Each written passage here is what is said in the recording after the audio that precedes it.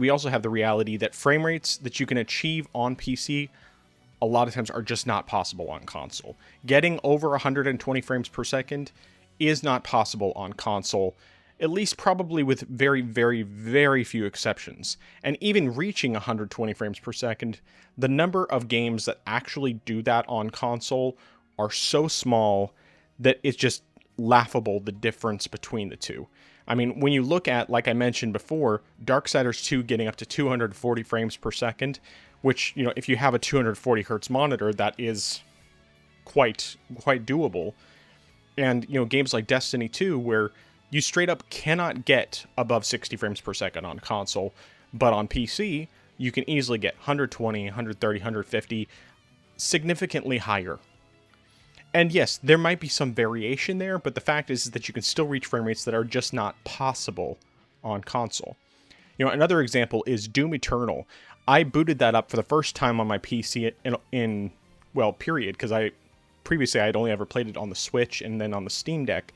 And on my PC, with all of my settings, all of my visual settings set to Ultra Nightmare running at native 1440p, I could get anywhere from 120 to 150 frames per second without any difficulty. Now, if I turn on ray tracing, the frame rate dipped quite a lot, but that's something else there where, of course, you have that choice. The fact of the matter is that even with ray tracing turned on, native resolution and everything, HDR, which I had to turn off for the recording because otherwise it just looks really washed out on non-HDR screens.